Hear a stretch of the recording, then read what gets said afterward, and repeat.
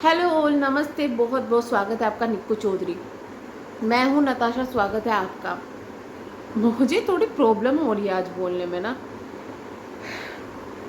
तो अभी हम बात करेंगे पायल के बारे में। ये वीडियो थोड़ी कंट्रोवर्शियल हो सकती है क्योंकि मैं हमेशा से ही ऐसी वीडियो बनाती हूँ जो कि ज़्यादा कंट्रोवर्शियल ना हो, लेकिन ये वीडियो हो सकती है। जब से पायल बिग बॉस के अंदर गई है और बाहर आई है, उनको बहुत सिंपैथी मिली, बहुत सिंपैथी मिली, और कृतिका को बहुत ज़्यादा नफरत मिल रही है। उसका रीज़न आप सभी जानते हैं, अरमान की 2 शादियाँ। अरमान और कृतिका को बहुत नफरत मिल रही है, उस बात से हम एग्री करते हैं। ठीक है, अगर उनकी गलती है उनको नफरत मिलनी चाहिए, लेकिन क्या पायल को इतनी सिंपैथी जो मिल रही है वो चीज़ डिज़र्व करती है? उसके ऊपर भी बात करेंगे। हमें भी बहुत ज़्यादा बुरा लग रहा था जब ये चीज़ें बिग बॉस में देखी जा रही थी कि वो किस तरीके से हो रही थी। अगर अपने ऊपर वो चीज़ों को लेके देखें तो पता चलता है कि उस वक्त का पेन कैसा होगा कि आपका हस्बैंड किसी और से शादी करके घर आ जाए। डजेंट मैटर वो आपकी फ्रेंड है, बहन है, कुछ भी है, किसी और से शादी की और उसको घर लेकर आ जाए, आपके जैसा हक दे, तो ओबियस सी बात है ये चीज़ काफ़ी ज़्यादा पेनफुल है। वो पायल का दर्द हम लोग भी समझते हैं, सबको समझना चाहिए। लेकिन जितनी चीज़ें जो हो रही है उसके ज़रा पीछे भी जाकर अभी लोगों को कुछ चीज़ें समझानी बाकी है, कुछ चीज़ें समझानी बाकी है। जैसे कि अरमान ने खुद इस बात को बताया कि पायल उनकी फर्स्ट वाइफ नहीं है, इससे पहले भी उनकी पत्नी थी। ईयर वगैरह भी सब कुछ चीज़ें जो है सामने आई है। उसके हिसाब से यही पता चलता है कि अरमान की जो शादी है वो बहुत छोटी उम्र में हो गई थी। उनकी वाइफ के साथ में वो रहते थे, 2 बच्चे भी थे, लेकिन फिर अरमान काम के सिलसिले में बाहर निकल गए। जब वो बाहर निकले तो वहाँ वो थोड़े ही टाइम के बाद में पायल से मिले। पायल से मिलने के बाद में उनकी अंडरस्टैंडिंग हुई और उन्होंने 6-7 दिन में जो भी है शादी कर ली।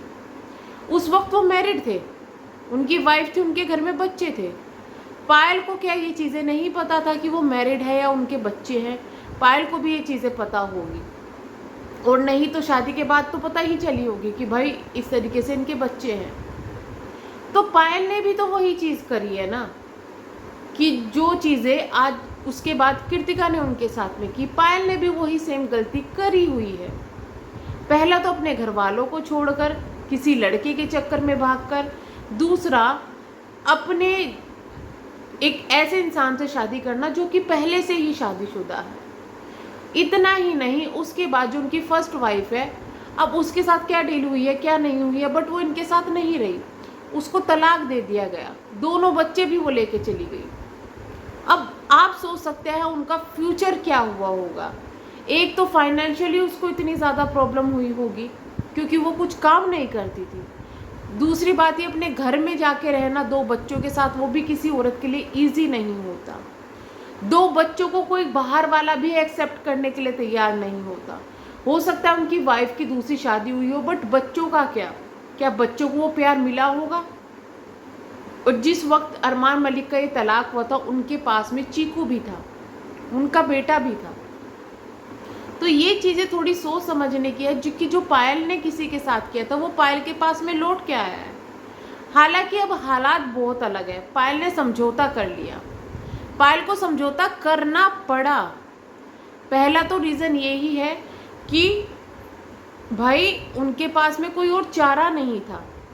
और आपको एक और सच्चाई बता दूं, जब पायल और अरमान मलिक की बाद में शादी होने के बाद जो खटपट है वो हुई, और पायल ने बताया कि मैं घर चली गई थी, उस बीच में भी पायल की शादी हुई है, राहुल के लड़के से शादी हुई है। और ये अरमान मलिक ने खुद ही अपनी एक वीडियो में बताया हुआ है, जब वो टावर पे चढ़कर लड़ाई झगड़ा कर रहे थे, रो रहे थे कि मैं उसकी शादी करवा दी, मेरे बच्चे को भी लेके चली गई, ये सब चीज़ें। तो पायल की भी शादी हुई है, शायद पायल की भी वहाँ उस वक्त नहीं बनी। यानी कि अरमान मलिक के साथ में कृतिका थी, पायल उनकी वाइफ थी, लेकिन पायल उनको छोड़कर दूसरी शादी कर चुकी थी, कृतिका भी उनके साथ में थी। ठीक है, अब पायल की दूसरी शादी होगी, लेकिन उनकी हो सकता है वहाँ ना बनी हो सकता है उनको जितनी उम्मीद हो उनके बेटे से कि इतना प्यार मिलेगा उनको ना मिला हो, या किसी भी रीज़न से पायल वापस आई, सब कुछ एडजस्ट करने की कोशिश की। और आपको एक सच्चाई और बताती हूँ मैं, पायल ने ये चीज़ खुद एक्सेप्ट की है कि भाई जितना प्यार आज के टाइम में मेरे और कृतिका के बीच में है, पहले ये चीज़ें नहीं थी। हम लोग दोस्त थे तब तक अच्छी थी, लेकिन जब ये मेरी सौतन बनी तो उसके बाद में हम दोनों एक दूसरे से इतनी नफरत करते थे कि फ़ोन पर भी गालियाँ दिया करते थे एक दूसरे को। तो आप समझ सकते हैं कि ये चीज़ें इतनी आसान नहीं है जो भी कुछ हो रहा है। तो यहाँ सिर्फ सिंपैथी गेन करने के लिए या सिंपैथी देने वाली किसी को एक बात नहीं रहती। यहाँ हर कोई कसूरवार है। कृतिका कसूरवार है, पायल कसूरवार है, और सबसे ज़्यादा कसूरवार अरमान मलिक है, क्योंकि उन्होंने अपने बारे में सोचकर कि भाई मुझे प्यार हो गया, ये वो, कभी बच्चों के बारे में नहीं सोचा। आज वो अपनी चीज़ों को बहुत खुली एक्सप्लेन करते हैं कि भाई बाहर लोग अफेयर भी चलाते हैं, हर आदमी 2 शादी करना चाहता है, ये वो सब चीज़ें नहीं पता, क्योंकि हम आदमी नहीं हैं।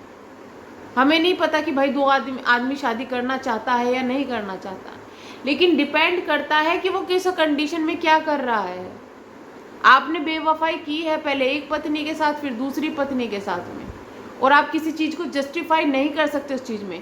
ये चीज़ें सबसे ज़्यादा बुरी लगती है अरमान मलिक की। अगर उन्होंने गलती की है तो वो एक्सेप्ट नहीं करते, लेकिन फिर भी अरमान मलिक जहाँ इस चीज़ को जस्टिफाई करते हैं 2 शादी को, वहीं पायल हमेशा ये चीज़ कहती हुई नज़र आती है कि 2 शादी करने बेकार है। कृतिका भी ये कहती है कि 2 शादी नहीं होनी चाहिए।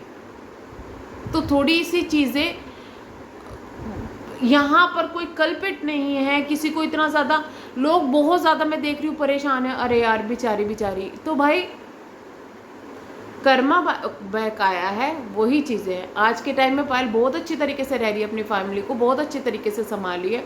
कृतिका बहुत अच्छी तरीके से रह रही है, लेकिन ये उनकी अंडरस्टैंडिंग है। सोचिए अगर वो ना बनती, ना सब ये चीज़ें होती, तो क्या अरमान मलिक आज यहाँ होते।